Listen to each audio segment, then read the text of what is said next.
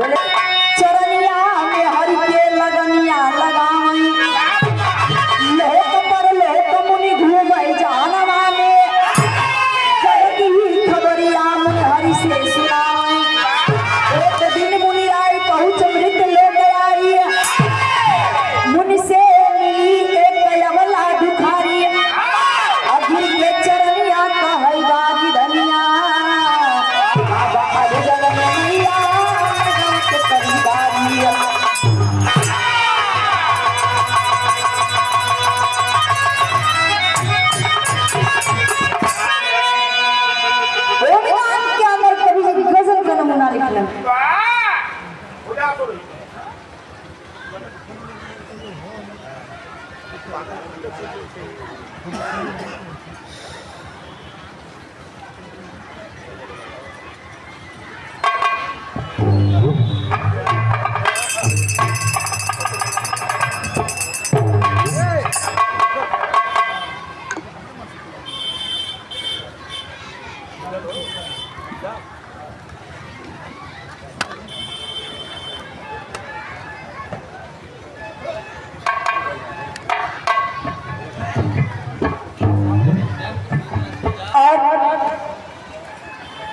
ये प्यार भरा सम्मान आशीर्वाद परम आदरणीय प्रभु सम्मानित पिसौरा के धरती से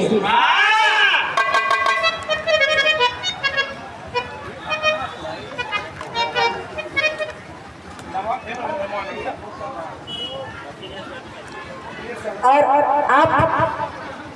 दिनेश यादव डब्बू प्रधान जी तिसौरा के पान मिट्टी से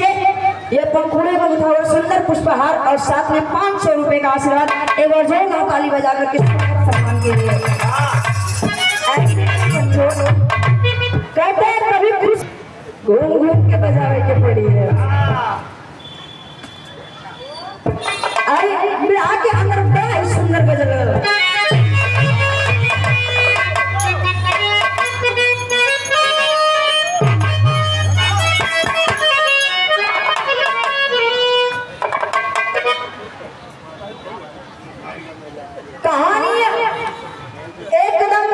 आईना के तरह मिली आईना के तरह और हमरे विराह के शीर्षक में ये नारद की चतुराई है और भगवान भोलेनाथ जी के रहे लेकिन विराह में यह अंतर रही कि अगर वर के वेश बदलना संग्रह के वेश बदलिए लेकिन गजल में बताओ कि आसमां से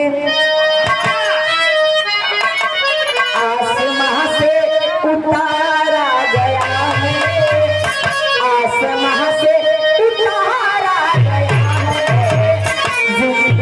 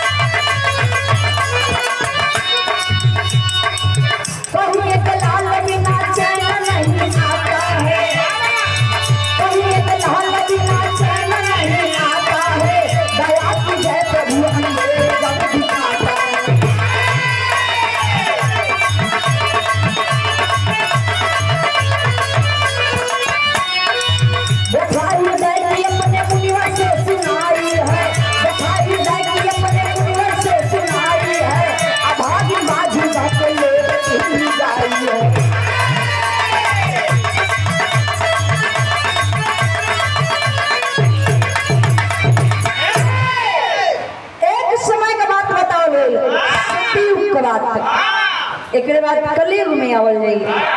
भोलेनाथ जी के बाद सतयुग में एक समय का बात बता ले कहा जाला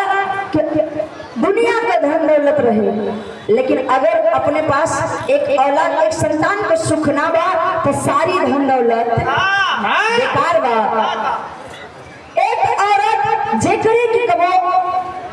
शादी भइले बड़ी दिन हो गई लेकिन संतान का प्राप्ति ना भइल। एक दिन जौने गांव में कबो भीख मांगे वाला नया मतलब एक दिन घुमत घुमत नारद मुनि वेश बदल के आ गए और जब आ गए देखलन दुल्हन अपन मुंह तोप के रोबत बा। जा करके पूछलन कि आखिर दिक्कत का बा का परेशानी बा।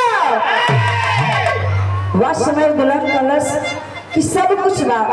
धन दौलत रुपया पैसा अगर कमी बा तो सिर्फ एक औलाद का कमी बा। ऐ पंचो जब इतना बतिया नारद मुनि सुनलन तो कहलन तू चिंता हम तो के आशीर्वाद दे के जात हुए हम तो के आशीर्वाद देते हैं कि तोरा लड़का होई इतना बात कह के चल गइलन और नारद ने सब चल गइलन तक गइलन का गीत लगल।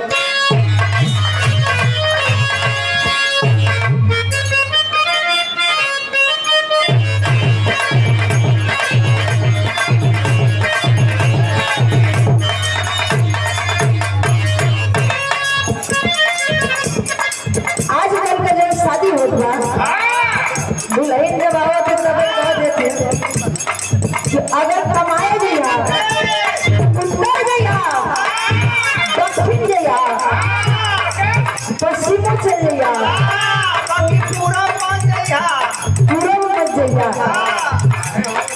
सुना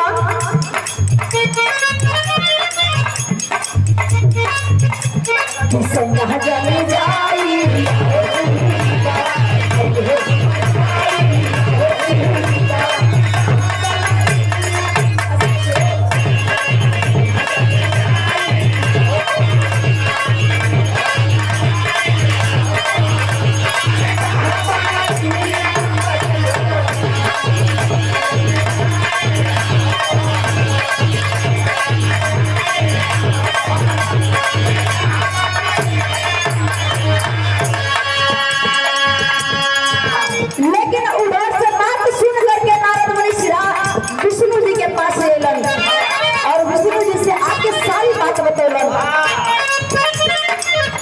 आशीर्वाद ले ले वाला ये आशीर्वाद है यहाँ जा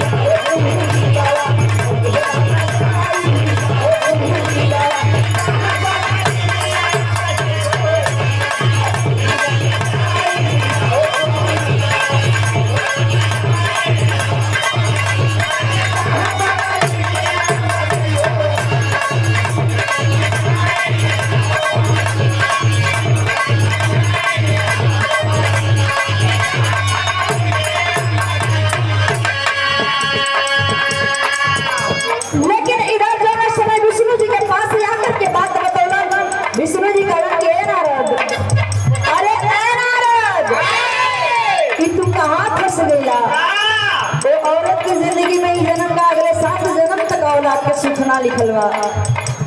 बतौलन कैसे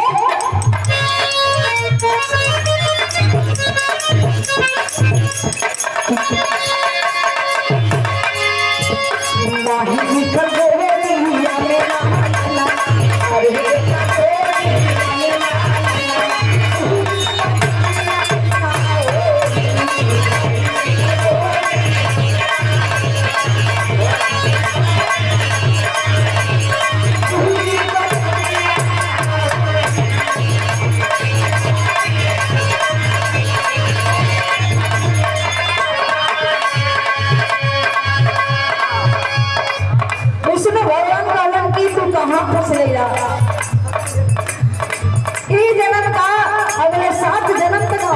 सुखना लिखल है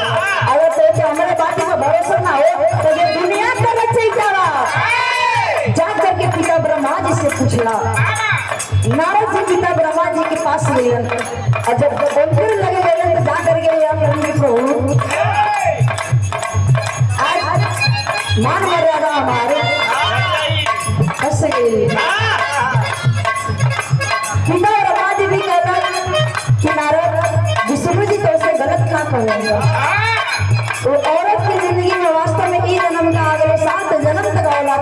कतना लिखल जब इतना बतिया नारद मुनि सुनलन तक कैला ना का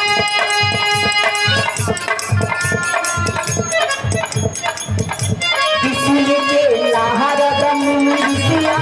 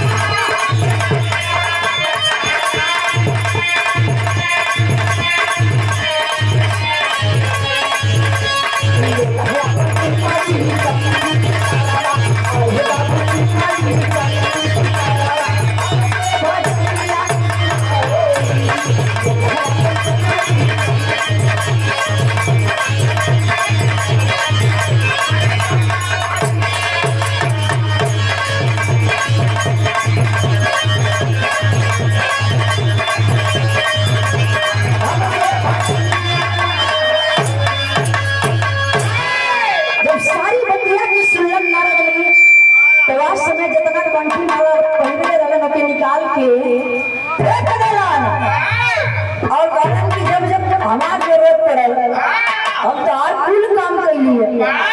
जब जब और जरूरत पड़ल कुल कैली है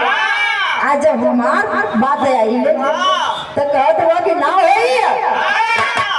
न करबा न करबा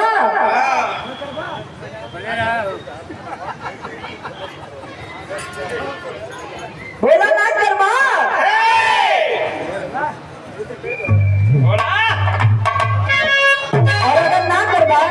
तैयार से हमार तोहार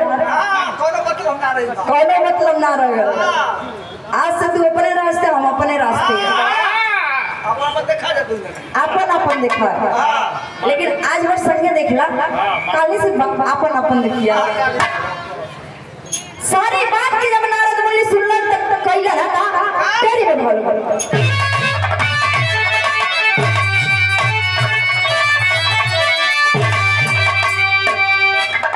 अरे मोरे राम बुखारी का पूजावे असिया अरे तो बुखारी का पूजावे बुखारी का पूजावे असिया तू जरा छोड़ चला बरगद में बीड़ा तू जरा छोड़ चला बरगद में बीड़ा धारी बुखारी का पूजावा असिया यार नारद मुनि ब्रह्मा जी का सारी बात जब सुन लेलन तब मृत्यु लोक पर अइलन उनके तो ये चिंता रह कि हम कोई के अवचन दे ले पिता ब्रह्मा जी कहलन कि अगर लड़का हुई तो जिंदा ना बल्कि मरण पैदा हुई और कि होई जरूर सारी बात की जब सुनन आ करके मृत्यु लोक पर एक पुराना बरगद का पेड़ रहल और वही बरगद के पेड़ में अपन शरीर ढा देलन और अपन प्राण निकाल के उधर पिता ब्रह्मा जी वो औरत के गर्भ के अंदर निकाल कर नारद मुनि जब वो औरत के गर्भ में बच्चा पड़त रहल ओकरे अंदर प्रवेश करेलन धीरे धीरे काफी दिन बीतल 9 महीना का दिन बीत गई इधर वो औरत के एक सुंदर सा बालक पैदा हुआ गाँव जवान के लोग बड़ा खुश हुईलन कि कैसा पत्थरे पर डूब जावल लेकिन केहू के का मालूम रहा कि ये कोई और ना बल्कि स्वयं भगवान तब तक भगवान भोलेनाथ जी को देख के माई लक्ष्मी जी भी कहली कि जब से शादी कैला तो घुमावे उमावे ना लेके गईला आज कहूँ घुमावे लेके देखा भैया हमें में ना कहा इन तम के लिया के आज यहाँ घुमावे और भगवान भोलेनाथ जी के दर्शन करावे कवन घाट नमो घाट हम देखते हैं नमो घाट इधर जब सारी बात के सुनलन भगवान विष्णु जी माता लक्ष्मी जी से कहलन कि घूमे जेबू देखत हो का होत है कितना लोग कुंभ मेला में गइलन उधर खत्म हो गई। हाँ तोहरा मन कर जाएगा तो हम कहते हैं कि हमके मृत लोक घूमे के है। हाँ विश्वास का दुनिया देखे के माता लक्ष्मी जी आपन भेष बदल ले और भगवान विष्णु जी भी आपन रूप बदल ले। लेकिन फर्क खाली इतना रहे, उधर भोलेनाथ जी कृष्ण जी का वेश बदल ले, इधर विष्णु जी आपन भेष एक नट बना ले और माई लक्ष्मी जी नट का वेश बना ले, जो ने की एकदम मैं से के हुए न पहचाना है और पूरा वृद्ध लोग एकदम आराम से घूमिए वेश बना करके घूमे बदे निकलन। और जब निकलन तक का भाई गीत बदल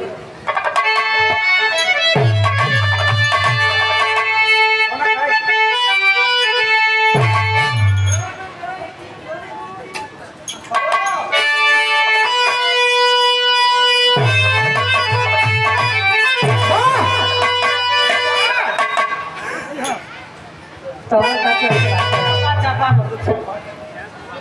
उम्र है हम कोई खेत के कदवा के उम्र है चापा एक बार उनके कहता तो चल जाता तो के कहते लेकिन इधर भाई का गीत में बता गई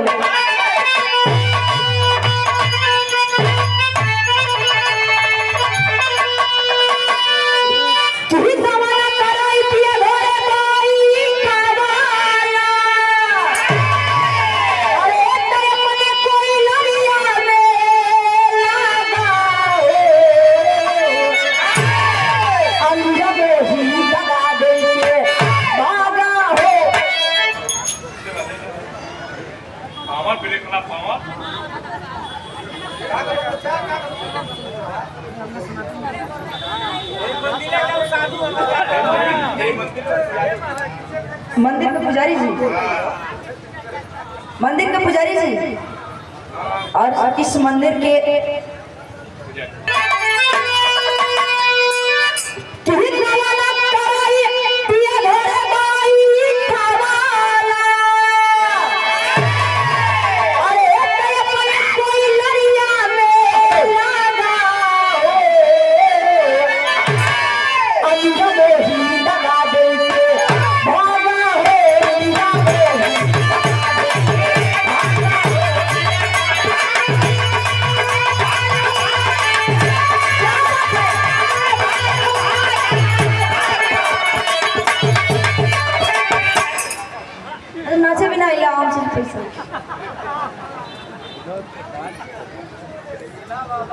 और आप विनोद कि सतिया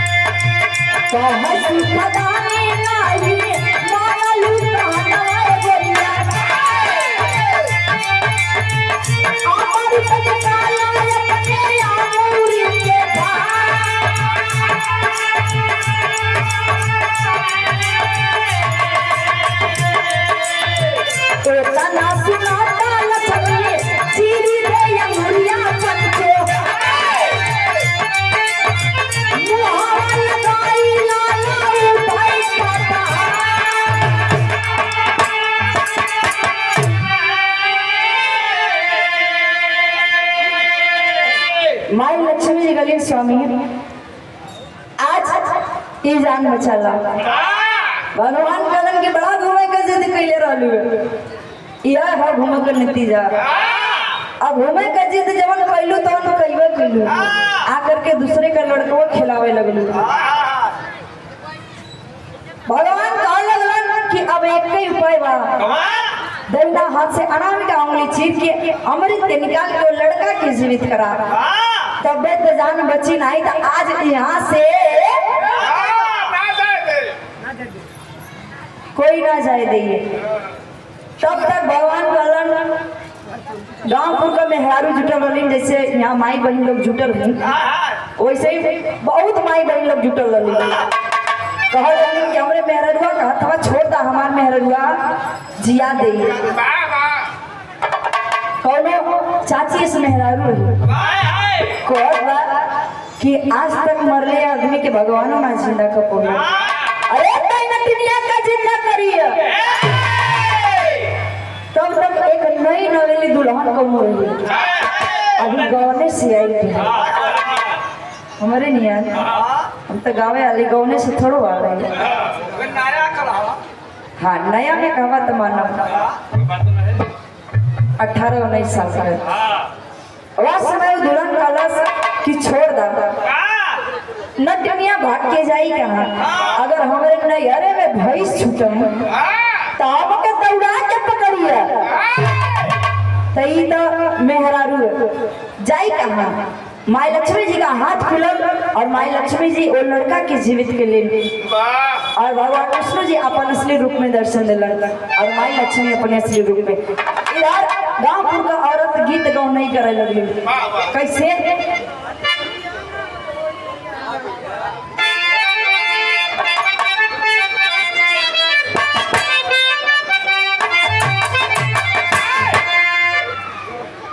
एक गीत के जब दुल्हा खिचड़ी खाए बैठले तब लोग गावेला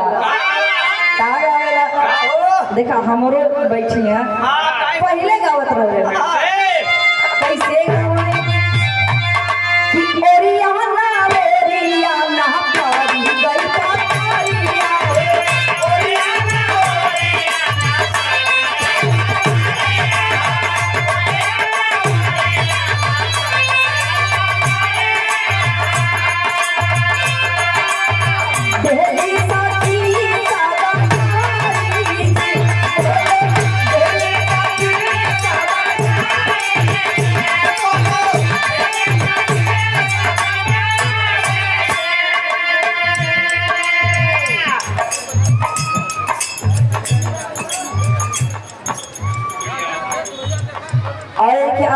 बीरन यादव कुड़ियारी के धरती से आपके तरफ से भी अमूल्य 100 रुपए का आशीर्वाद बहुत बहुत पहले की प्रणाम।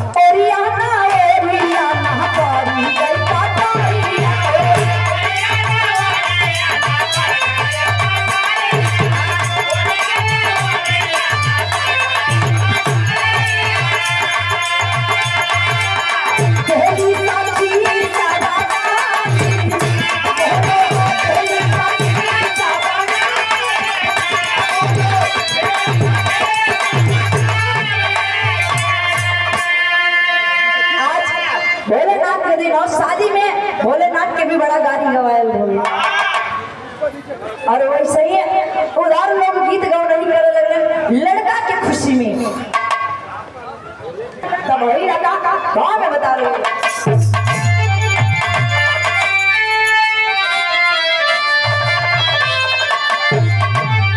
कि कहती तू खारी से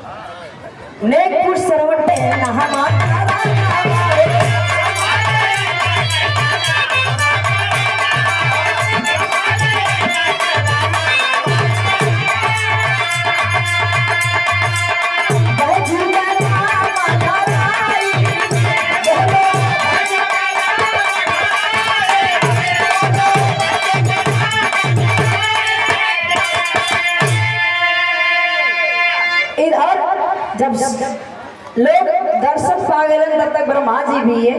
आ गई ना आए गेलन। और जब ब्रह्मा जी अइले तो उस समय वो लड़का का नामकरण भइल। ए चाचा उधर भी कोनो देव कोनो धाम बसल रही है। इधर ब्रह्मा जी अइलन और लड़का का नामकरण किया और लड़का का नाम बैजू पड़ल। बैजू से बैजनाथ जो कि बिहार में बसल,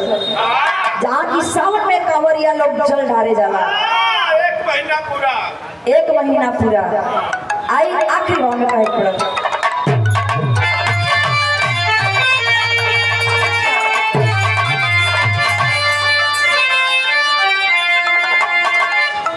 कि गुरु बिहारी गुरु गणेश गुरु रामलाल गुरु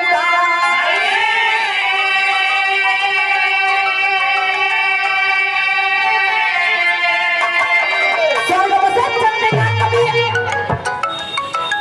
आई ना हो गलेला हाँ ये हो तो सोला